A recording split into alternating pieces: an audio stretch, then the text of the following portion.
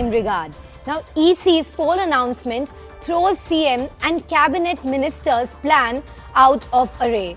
CM Bommai scraps his Koppal tour after EC press conference announcement. He was supposed to inaugurate several projects. Two ministers, R. Ashoka and Somana, advanced their press conference to announce their report card. Both will hold it at 10:30 a.m. today. Going back to my colleague Harish. Harish, as you were rightly saying, there are announcements that have been quickly advanced to fit it in before that ECI press conference, and now CM Bommai's schedule also thrown out of array. Absolutely. The Chief Minister was supposed to take a chopper to Koppal and inaugurate several projects there, but he realized as soon as this notification came of the Election Commission holding a press conference at 11:30, he quickly realized that there is no way that he can reach Koppal and inaugurate those projects before the EC announcement, and that's the reason he's decided to scrap his whole Koppal tour itself and stay put in Bengaluru. Similarly, Revenue Minister R. Ashok, Housing Minister Soman as well, both of them wanted to hold press conferences at different times of the day, one at 1 in the afternoon, the other wanted to have it around 12:30, 11. Both of them now have advanced that press conference. They will be having it around 10:30, 10:45 to beat the EC's election date announcement. And both these press conferences once again will give their report card on what they have done for their constituency and also from their ministry. Several other ministers like Sports and Youth Affairs Minister Narayan Gowda, who was planning to have a press conference on Friday. Perhaps all of them will now have to rework their plan, and not much of time left. With just around 2 hours left for the EC to make these announcements. So many of them will have to totally drop their plan or rework it.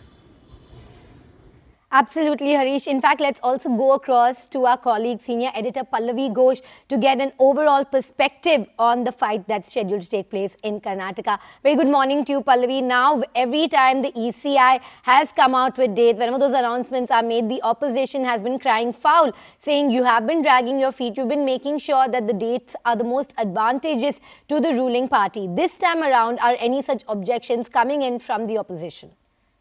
Well, I think the opposition parties, particularly the Congress, had kind of anticipated it, because that's exactly what they were telling us, that we do expect the election dates to be announced. But if you talk about specifically about the Congress, which of course is the main opposition over there, they have actually, unlike other state elections which they have dealt with, Shilpa, this time round they hit the ground pretty early.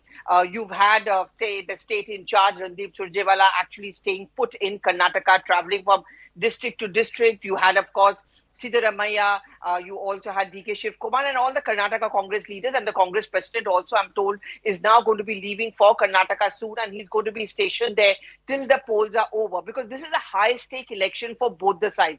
And politically speaking, if I'm going to look at a national picture, why is it high stakes? Because amidst the opposition outcry of death of democracy and the fact that there's a corruption issue and a nexus between the Prime Minister and the government and Adani, for the BJP, a win would mean that their stand would get vindicated. The Prime Minister said this yesterday also. At the end of the day, the people have to be with us. So if they win the elections, that's how they're going to stand vindicated. They're going to use the pitch for the next state elections coming up later this year, and of course for the big one in 2024. For the Congress, again, it's going to be an opportunity to vindicate themselves. If they win these elections, to use Priyanka Gandhi's words at the closed door, meaning that's the only way we can rebut the BJP. Congress desperately needs to win an election. They also need to win an election to stand vindicated on the points which are being made by Rahul Gandhi. And therefore, it's certainly a high-stake polls where both the sides are going to be fighting aggressively and are going to be putting all their might in. Absolutely, Pallavi. Let's also welcome Maria Shakil, our political editor, onto the broadcast. Very good morning to you, Maria. Now, the BJP in September, 3,000 crore projects worth inaugurated. Last month, the PM had announced projects worth rupees 16,000 crores, proving that double-engine Sarkar in Karnataka. However, charges of ineptitude plague Bommai. On the other hand, Congress has the Ghar Wapsi. It's going to be a tough battleground that's already set in Karnataka.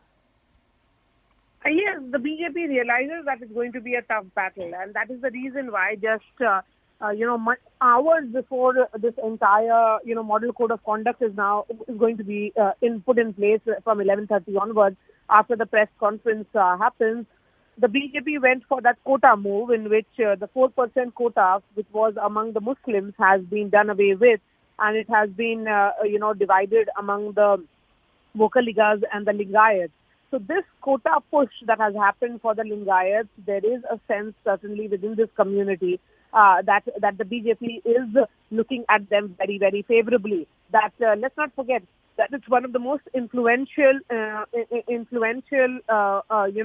that we are looking at, and one of the most powerful as well. The kind of optics that has emerged from Karnataka recently, with Home Minister Amit Shah visiting B.S. Yediyurappa's home,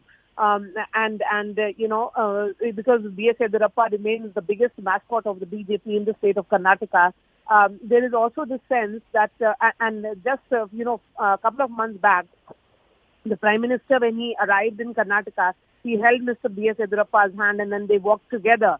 So sending a message of B.S. Yediyurappa's place of prominence and place of pride within the party, B.S. Yediyurappa has also been made the member of the BJP parliamentary board.